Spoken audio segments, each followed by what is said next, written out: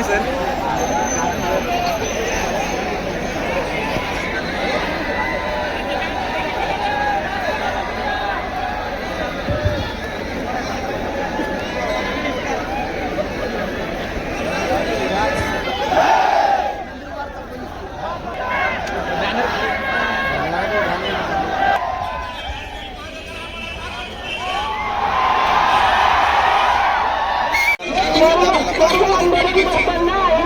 विनंती करण्यात येत आहे. पाटील साहेब जरा शांत बसा. पाटील साहेब, रमेश पाटील 2 मिनिटं ऐकून घ्या. हा अलीकडचा रस्ता ॲम्ब्युलन्स आणि इमर्जन्सीसाठी मोकळा ठेवलेला आहे. पलीकडचा रस्ता बंद करून तुम्हाला कार्यक्रमासाठी देण्यात आलेला आहे.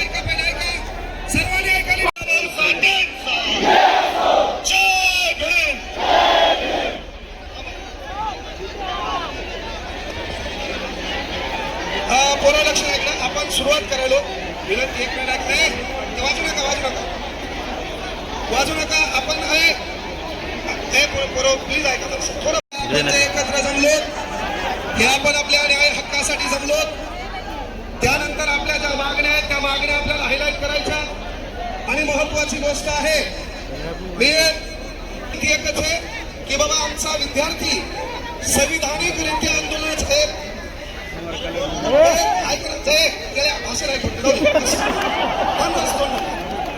काय फरक पडतात सर. झक मारायला 3 दिवस आम्ही थांबणार सर. लक्षात घ्या आपल्याला इथं काही गोष्टी ऐकायच्या. आपली मूळ मागणी आहे. मला काल पोरं म्हणले की सर याला राजकीय वळण लागू नाही. तर मीही विचार सांगालो. इथं जे लोक आले ते तुमच्या न्याय हक्कासाठी आले. हे पार्टीचा झेंडा घेऊन कुठलाही व्यक्ती इथं आलेला नाही. हे तुम्हाला कळणं गरजेचं आहे.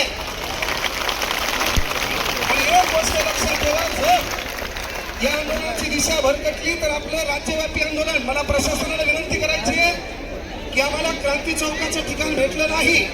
पण जर आमची परीक्षा ऑफलाईन झाली नाही तर आमचं नेक्स्ट आंदोलन हे क्रांती चौकातच असेल. आमची जी कमिटी होती त्या कमिटीला काही समस्या होत्या, काही गोष्टी नवीन होत्या. त्यांना आंदोलनाची रूपरेषा माहीत नव्हती. पण जेव्हा आहेत कृपया आहेत म्हणून बाळांनो विनंती एकच आहे आपल्याला की काय असतं माहितीये का. मागले गर्दा कमी करा. बाळांनो आवाज येत नसेल फक्त तुम्ही शांत राहा. कृपया आपल्याला एकमेकाचं ऐकता येईल. आणि या ठिकाणी आपण प्रत्येकाला 5 मिनिटं देतो. त्याच्यापेक्षा या ठिकाणी बोलणं महत्वाचं कोणाचं आहे तर ज्या विद्यार्थ्यावर अन्याय झाला तो माझा भाऊ बोलला पाहिजे, ती माझी बहीण बोलली पाहिजे. या प्रमुख नेत्यावर या ठिकाणी आलेलो आहे. असा बरेच वाणी वाजायच्या तुमच्या भावकीत कोणी मिळाय का.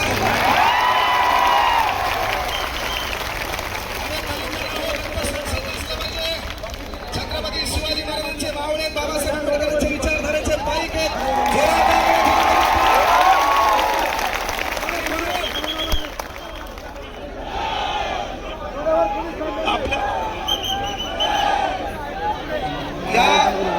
या ठिकाणी छत्रपती संभाजीनगर औरंगाबाद शहर पुढं 1 मिनिट ऐका ना. आपल्याला मूळ ज्या मागणी आहे आपण इथं एकत्र आलो त्याची एकच मागणी आहे.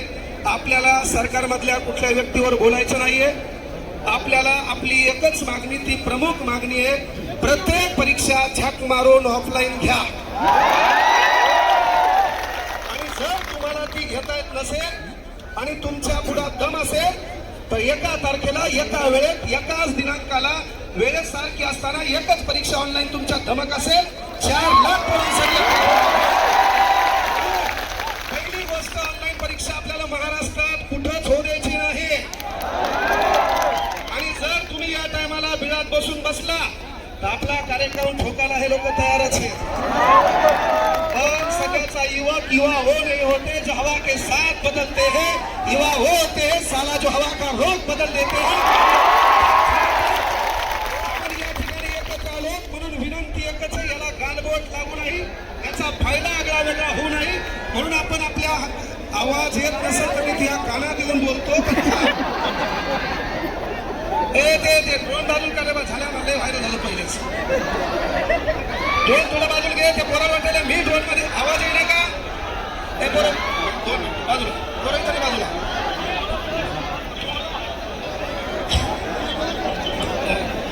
रविकांत भाऊ देखील या ठिकाणी आला. इकडे पहा, आपल्याला ज्या ज्या लोकांनी पाठिंबा दिला या ठिकाणी प्रत्येकाला विनंती आहे, विचार मंचावर आलेल्या सर्व मान्यवरांना, की बाबा आपण विद्यार्थ्याच्या वतीनं ऑफलाईन परीक्षेसाठी टीएटी पेपर फुटीच्या बद्दल, पोलीस भरतीच्या वयवाढीबद्दल, पोलीस भरतीच्या पोरांची भरती लवकर झाली पाहिजे, वनरक्षक भरती लवकर झाली पाहिजे. त्यानंतर सर्वात महत्वाची गोष्ट की ज्या आपल्या मूळ मागण्या आहेत त्या मागण्यावर विचार मंचावर आलेल्या मान्यवरांनी फोकस करावं ही कळकळीची विनंती आहे. कार्यक्रमाची शेवटची सांगता 5 मिनिटं मी करणार आहे. जे विचार मंचावर लोक आले त्यांचं म्हणणं ऐकून घ्या. फक्त विचार मंचावरील मान्यवरांना विनंती आहे, हे आमचे भोळे भाबडे लेकरे, गोर गरिबांचे लेकरे, स्टेनोग्राफर जे काही पद बंद केले तेही पद पूर्वावरत आपल्या मुख्यमंत्री साहेबांना चालू करावं, नसता पुन्हाही आमच्या आंदोलनात तुम्हाला सामोरं जावं, हा देखील इशारा इथून तुमच्या वतीनं द्यायला. कशी पाहिजे, कशी पाहिजे. मी एक नारा देतो, मला बघून आवाज देजा. मी म्हणेन देवा भाव खुर्ची खाली करू.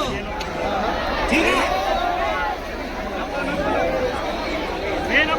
अरे ऐका ऐका ऐका ऐका. आजची परीक्षा आम्हाला पाहिजे.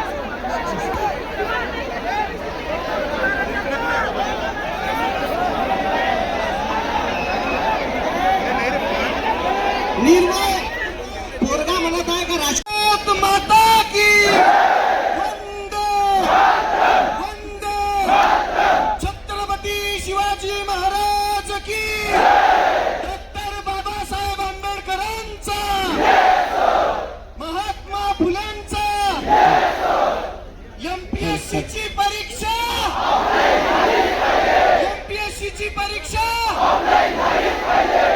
ऑनलाईन करायची. या राज्याची व्यवस्था, या राज्याचं प्रशासन असं झालंय, इथं मटका फुटत नाही पण पेपर रोज फुटतात. लेकरांची स्वप्न विकत असताना लाचा कशा वाटत नसतात. लेकरू या शहरामध्ये येतं, हे शेतकऱ्याचं लेकरू आहे, पोटाला चिमटा काढतं, एका टायमाला जेवतं, पण अभ्यास अगदी मन लावून करतं. आणि शेवटी परीक्षेच्या आदल्या दिवशी समजतं की पेपरच गरपटलाय. मग याच्यामध्ये चूक कोणाची? सरकार बिलकुल नाही. याच्यामध्ये चूक आहे ज्या प्रशासनाने ही परीक्षा जाहीर केली होती, ज्या प्रशासनाने या परीक्षेचं नियोजन केलं होतं, त्या प्रशासनामध्येच काही दलिंदर भाडे बसलेले, त्यांच्यावरती सगळ्यात पहिली कारवाई करून या दलिंदरांना जन्मठेपेची शिक्षा झाली पाहिजे. काय जन्मठेपेची शिक्षा झाली पाहिजे. दुसरी विनंती इथल्या सरकारला आहे, इथला प्रत्येक आयोग हा बुजगाव नाही, बुजगावनं सरकारचं बुजगावणे. या बुजगावण्यांना बाजूला सारून तुम्हीच काय करा माहितीये का? ते एमपीएससीचा आयोग आहे ना, तो बरखास्त करा. आणि तुम्ही जे पेपर दुसऱ्याला देता का घ्यायला, त्यांनाच द्या की एकदाच. कशाला आमच्या उरावरती बसवले? एमपीएससीची परीक्षा ऑफलाईन होत नाही तोपर्यंत हा विद्यार्थ्यांचा एल्गार असाच होणार. आज आयुक्त आले, उद्या क्रांती चौक असेल.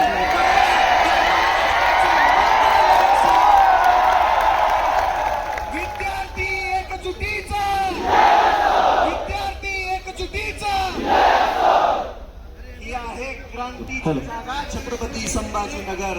तुम्ही सर्व एवढ्या ताकदीनं इथं उपस्थित राहिला, या सरकारच्या मनामध्ये धडकी भरायला वेळ लागणार नाही. ही एकजूट कायम ठेवूया आणि लढूया. जोपर्यंत न्याय भेटत नाही, जोपर्यंत आपला हक्क आपल्याला भेटत नाही. स्टेनोग्राफर यानंतर आदरणीय रविकांत भाऊ तुपकर हे आपल्याला मार्गदर्शन मागच्या एका महिन्यापासून देशभरात फिरलो आणि मागच्या 16 दिवसापासून आम्ही जंतर मंतरवर बसलेलो आहे. कशासाठी बसलेलो आहे?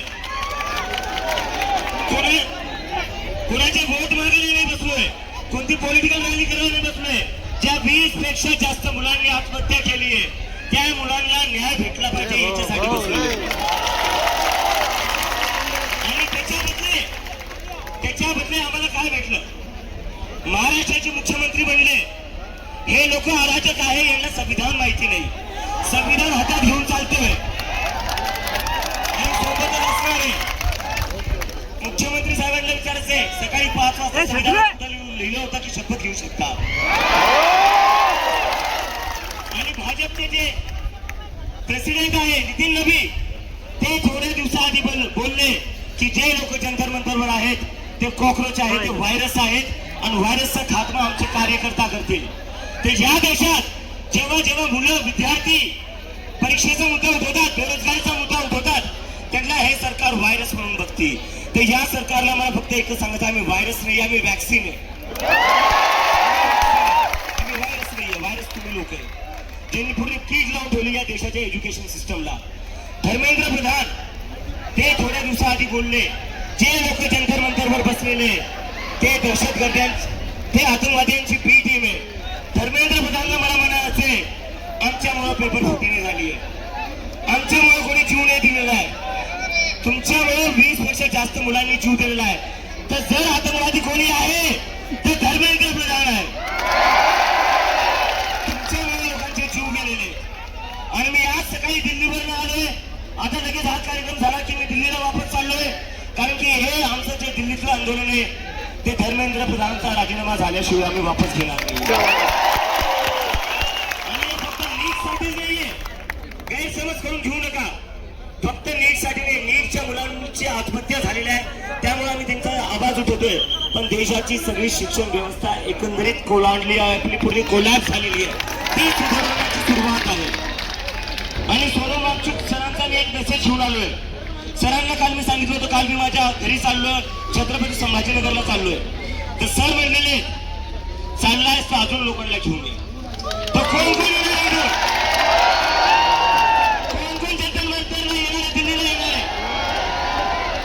आपण दरवेळेस असतो, दिल्लीचे ही तप्त राखतो महाराष्ट्र माझा म्हणतो किंवा म्हणतो. तर आता वेळ आलेली आहे, जंतर मंतरवर या देशाचा युवा, या देशाचा विद्यार्थी एकत्र येत आहेत. तर आपल्या सगळ्यांची जबाबदारी आहे जंतर मंतरला यायचे आणि आंदोलनाला अजून मजबूती द्यायची आहे. महाराष्ट्राच्या मुलांशिवाय आणि छत्रपती संभाजीनगर शिवाय हे आंदोलन पुढे चालणार नाही. तर माझी फक्त एकच विनंती आहे, सगळ्या लोकांनी इथून जितका वेळ का होतोय तितक्या वेळेसाठी तुम्ही जंतर मंतरला यावं, तिथं थांबावं. देश बदलायचा, आपल्या सिस्टम बदलायचा आहे. देश आणि सिस्टम फक्त या देशातला युवाच बदलू शकतो. आणि आता थोड्या वेळ आधी मला 1-2 दिवसापासून थोडा वेळ घेतो, 1 मिनिट फक्त, की तुम्ही 16 दिवसापासून जंतर मंतरवर बसलेले एवढ्या उन्हात. सोनम वांगचुक 9 दिवसापासून उपाशी आहे. सरकार तरी ऐकायला तयार नाहीये, प्रधानमंत्री तरी ऐकायला तयार नाही. तर तुम्ही काय, ज्यावर तुमचं काय म्हणणं आहे? तर माझ्या मनात प्रश्न येतो, जर देशाचे प्रधानमंत्री आपल्याला ऐकणार तर कोणाचा ऐकणार? डोनाल्ड ट्रम्पचा ऐकणार का?